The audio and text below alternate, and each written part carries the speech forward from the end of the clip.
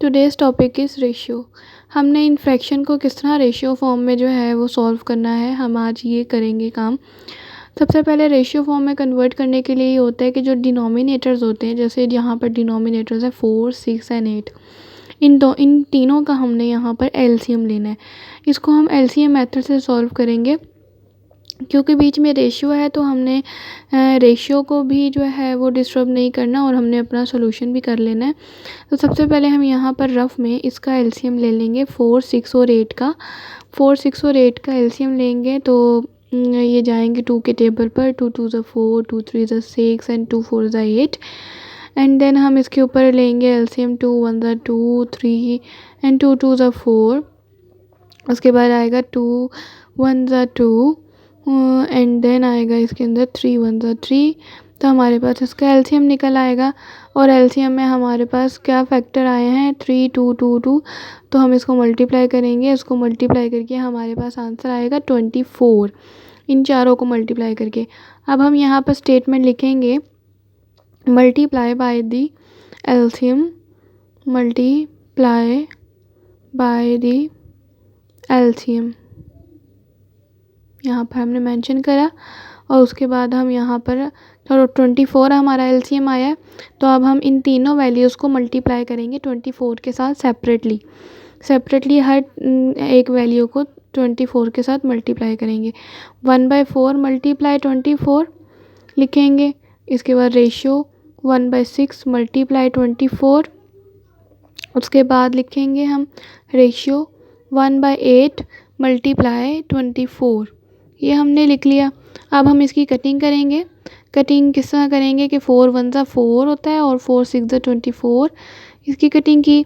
फिर 6 1 ज़ा 6 एंड 6 4 ज़ा 24। फिर उसके बाद 8 1 ज़ा 8 एंड 8 3 ज़ा 24। ये कटिंग हो गई और इसका फाइनल आंसर यहाँ आ गया 6:4:3। ये हमारा आंसर हुआ, यही हमारा आंसर। इसके बाद इसकी कटिंग नहीं हो सकती, यहीं तक था, इसके अब आगे कटिंग नहीं हो सकती।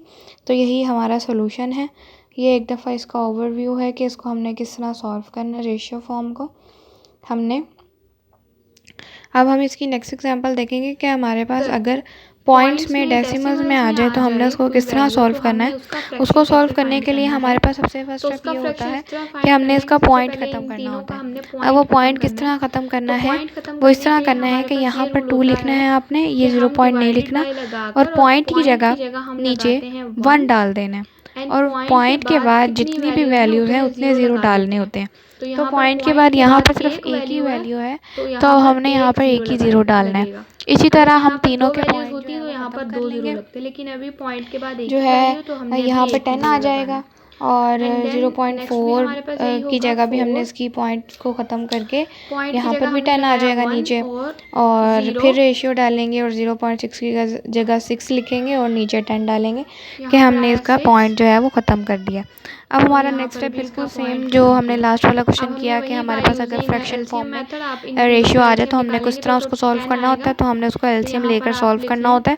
अगर हम 10 10 और 10 का एलसीएम लेंगे तो हमारे पास 10 ही एलसीएम आएगा। आप उसको रफ में भी देख सकते हैं लेके। तो हमारे पास जब 10 एलसीएम आएगा हमने क्या करना है, उसको मल्टीप्लाई करना है, सेम जो हमने लास्ट में किया था, multiply by the LCM and then 2 divided by 10 multiply 10। इसी तरह हमने सारे लिख लेने हैं, मल्टीप्लाई 10 एंड देन नेक्स्ट में भी इस तरह हम इसको लिखेंगे, इसको करके और इसकी कटिंग कर देनी है। 10 10 से कैंसिल हो जाएगा तीनों का और यहाँ पर हमारे पास आंसर आएगा 2 4 और 6।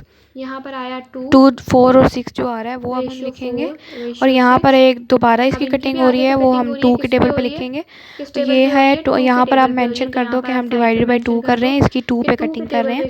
तो ये मैंने यहाँ लिख दिया है। अब हम लिखेंगे 2 1 ज़ा 2, यहाँ पर 1 2 2 ज़ा 4 एंड 2 3 ज़ा 6। That's it. ये हमारा आज का काम था इसका सोल्यूशन होगा अगर और बस यहीं तक ही था हमारा काम। तब हम ओके उसको सॉल्व करेंगे।